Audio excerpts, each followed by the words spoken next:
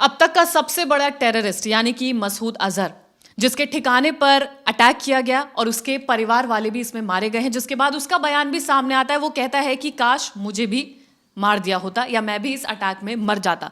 सबसे बड़ा सवाल यही उठता है जो अभी तक कहीं पर भी आंसर नहीं किया गया है। सवाल ये है कि इन आतंकवादियों के ठिकानों को किस तरीके से टारगेट किया गया, क्या वो इंटेल मिली थी जिसके बाद इसे टारगेट किया जाता है।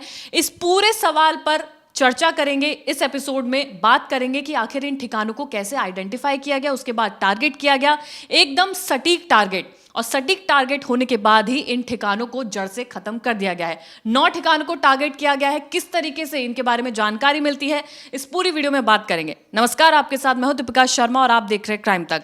सबसे बड़ी आज की खबर, 9 ठिकाने तबाह हो चुके हैं, लेकिन सवाल सबसे बड़ा यह उठता है कि इन ठिकानों को किस तरीके से आइडेंटिफाई किया गया जिन पर यह हमला हुआ है। देखिए, इसमें दो चीज़ें, दो इंपॉर्टेंट फैक्टर है।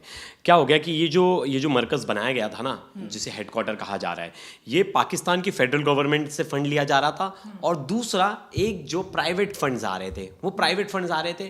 तो ये दोनों की डिटेल्स हमारे पास थी, इंडियन गवर्नमेंट के पास, इंटेलिजेंस के पास थी, जो हमारी इन्वेस्टिगेशन एजेंसीज हैं, NIA, इनके पास थी। तो उन पे क्या पता चला, जो फेडरल गवर्नमेंट ऑफ पाकिस्तान है वो तो फंड दे रहा था, जो दूसरा फंड आ रहा था ना, वो फंड गल्फ कंट्रीज से आ रहा था और अफ्रीकन कंट्रीज से आ रहा था, और कुछ फंड्स जो आ रहा था वो कनाडा से भी आ रहा था, मतलब खालिस्तानी संगठन से भी आ रहा था।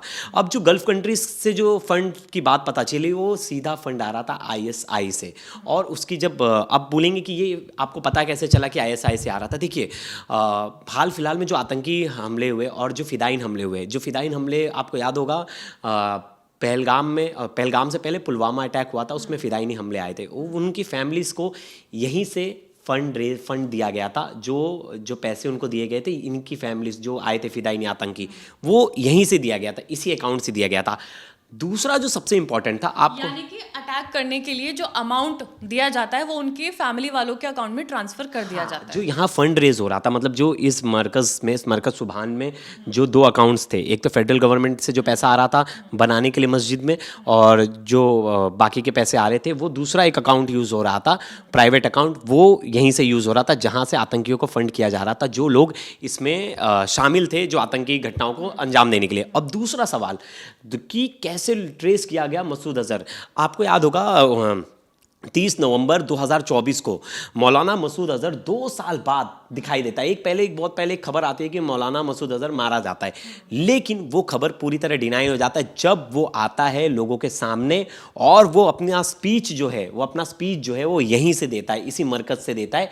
इस वक्त जब वो स्पीच देता है 2024, उसकी तारीख बताता हूँ, नवंबर 30 2024 को वो वहाँ पाया जाता है, और उसके साथ उसके दोनों भाई, जो उस पूरे स्पीच, मतलब जो पूरा प्रोग्राम है, वही दोनों ऑर्गेनाइज करते हैं, आइडेंटिफाई किया जाता है। और वो हिंदुत्व और बाकी बहुत सारी चीज़ों को लेकर, भारत के बारे में लेकर उसने जहर उगलता है।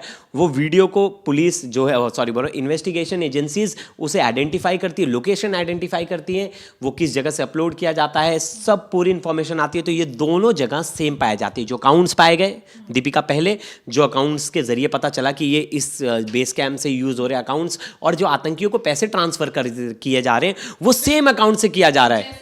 साफ शब्दों में लिखा है कि मरकज सुबहान was built with the help of both provincial and federal governments of Pakistan, यानी कि वहां से उन्हें फंड रेज किया जाता है और फिर इस पूरे टेररिस्ट ग्रुप को, संगठन को चलाया जाता है। पढ़ेंगे तो एक और लाइन इसमें लिखा है, हाँ बिल्कुल, apart from fund raised by Jaish e Mohammed from same Gulf and African countries including the UK, it is operational since 2015। समझे आप, इसका मतलब ये साफ है कि ये जो पैसे हैं वो आ रहे थे गल्फ कंट्रीज से, और बाकी कंट्रीज से भी इसे पैसे ला रहे थे। और जो मेन है, ये भी तो कहा जाता है ना कि पाकिस्तान दिखाता है कि उसे जरूरत है, क्योंकि गरीब देश है, डूब रहा है, वो फंड रेज करता है ये दिखाने के लिए कि वो अपनी जनता को इससे पेट भरेगा, लेकिन वो यूज करता है टेररिस्ट ग्रुप्स के लिए। पता है मौलाना मसूद अजहर का जो छोटा भाई है तलहा सैफ, ये जब हम बता रहा हूँ, जिस तारीख की मैं बात कर रहा हूँ, 30 नवंबर 2024, जब मौलाना मसूद अजहर 2 साल बाद दिखता है, तो वक्त भी जो फंड्स इकट्ठा किए गए थे वो भीड़ क्यों बुलाई गई थी? वो भीड़ बुलाई गई थी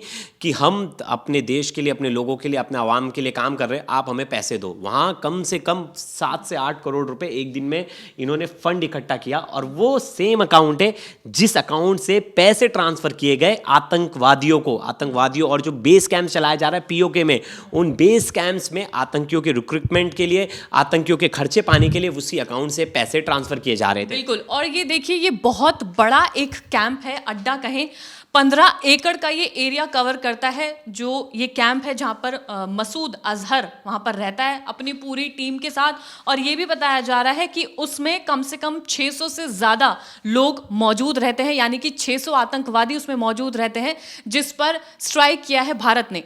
यानी कि कई टेररिस्ट आज मारे जा चुके होंगे। और आपको पता है, एक हाँ, मारे तो जा चुके हैं, बहुत सारे टेररिस्ट मारे जा चुके हैं। और इसमें एक और चीज़ है, आपको पता है इसमें क्या क्या कुछ था, इस मरकज में क्या क्या खासियत थी? यहाँ स्विमिंग पूल था। अब बोलेंगे स्विमिंग पूल का क्या काम? ये डीप ड्राइविंग ट्रेनिंग देते थे कि आपको अंडर पानी में कैसे ड्राइव, मतलब जो ट्रेनिंग्स के लिए एक आतंकवादी को ज़रूरी है कॉम्बैक्ट के लिए, वो सब ट्रेनिंग दी जा रही थी।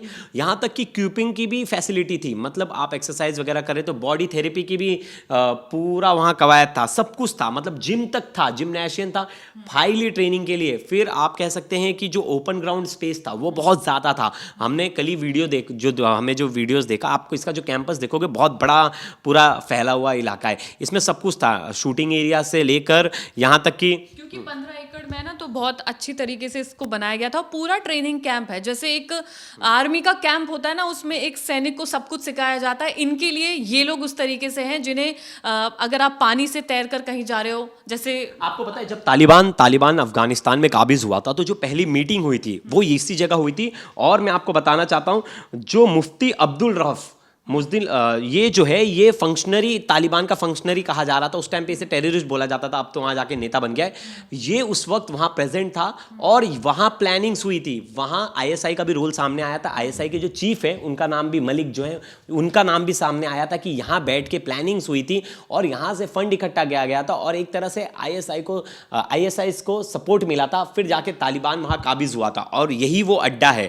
और उसके बारे में प्रॉपर नाटो ने इंफॉर्मेशन दी थी। ऐसा नहीं है कि सिर्फ भारत, नाटो और एफबीआई, फेडरल ब्यूरो जो इन्वेस्टिगेशन यूएसए का, इन सब को इसके बारे में पता था। तो देखिए, एक तरह से भारत देखा जाए तो भारत ने सबकी मदद की है। भारत ने एक ऐसे हेडक्वार्टर को निस्तनाबूद किया है जो कि वर्ल्ड लेवल पर आतंकवाद को फैला रहा था। सिर्फ देखिए, इसका शिकार हम ही नहीं, आप अगर ये पढ़ेंगे ये लाइन, हाँ, कि जो ये पूरा जैश ए मोहम्मद का जो पूरा संगठन है, इसको ऑर्गेनाइजेशन को टेररिस्ट ऑर्गेनाइजेशन घोषित कर दिया गया था। किन कंट्रीज की तरफ से? यूएसए की तरफ से, यूके की तरफ से, ऑस्ट्रेलिया, कनाडा, यूएई, इन सब की तरफ से इसे टेररिस्ट ऑर्गेनाइजेशन के तौर पर घोषित कर दिया गया था। कि यूएन ने, आप समझिए, यूएन ने माना था कि ये बहुत बड़ा, हाँ, अक्टूबर 2001 में यूएन ने माना था कि ये टेररिस्ट ऑर्गेनाइजेशन है। अब पाकिस्तान किस मुंह से जाएगा यूएन के पास, और यूएन के पास कैसे जाएगा कि भारत ने हमला किया? भारत ने तो बोला हमने तो लश्कर का जो कैंप है वो उड़ाया है, हमने जैश ए मोहम्मद का जो कैंप है उसे उड़ाया है,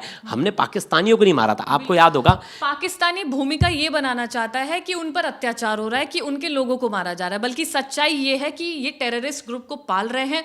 आर्मी ने सिर्फ टेररिस्ट ग्रुप को टारगेट किया और उनके ठिकानों को जड़ से खत्म किया। और देखिए, यूएन खुद मानता है मौलाना मसूद अजहर को डेसिग्नेटेड, हाँ, यूएनएसआरसी 1267 के तहत कि ये बहुत बड़ा आतंकी है। मतलब सोचिए, जिसको ओसामा बिन लादेन कहाँ छुपा था? पाकिस्तान में। अमेरिका घुस के वहाँ घुसा और ओसामा बिन लादेन को मारा। तो जितने भी आतंकवादी हैं उनका प्राइम लोकेशन बन गया है पाकिस्तान, पाकिस्तान अड्डा बन गया है।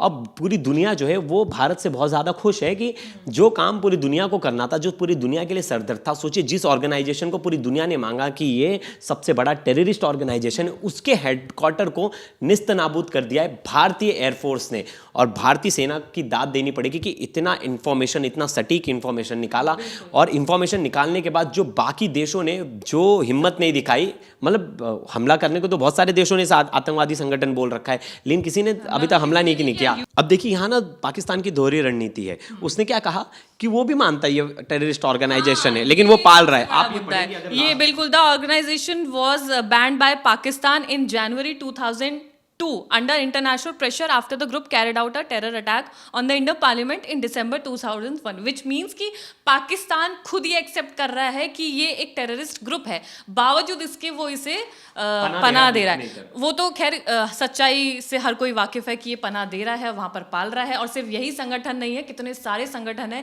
कितने सारे ऐसे कैंप्स हैं, करीब करीब 21 ऐसे कैंप्स हैं जिनको आइडेंटिफाई किया गया है POJ के और पाकिस्तान में। अच्छा, एक सवाल है लोगों का कि ये करने से क्या आतंकवाद खत्म हो जाएगा?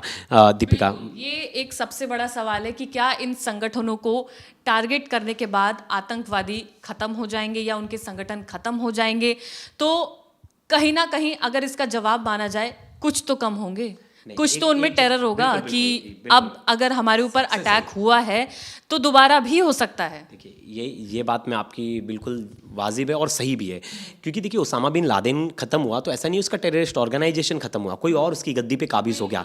लेकिन अब कोई हिम्मत नहीं करना चाहता कि वो जाके यूएसए, हाँ, और वो जाके यूएसए में जाके हमला करे। उसे पता है अगर आपने हमला किया तो आपको घुस के मारा जाएगा। सेम मैसेज भारत सरकार, भारत की आर्मी ने और भारत ने दिया है कि अगर आपने कोई ऐसी गुस्ताखी करी तो आप जहां भी होगे हम आपको ढूंढ कर आप पर हमला करेंगे। तो ये सिंपल मैसेज था। बाद में कोई भी काबिज हो जाए, कहीं और हेडक्वार्टर बना दिया जाए, लेकिन उनके दिमाग में ये चीज़ बैठी होगी कि अगर हमने उनका एक आदमी को हमने अगर नुकसान पहुंचाया तो वो हमारे 10 मारेंगे। और उन्होंने तो सिर्फ पहलगाम में हमला किया था, निर्दोष लोगों को मारा था। हमने 9 ऐसी जगहों को टारगेट किया जहां 1000 से ज़्यादा आतंकी थे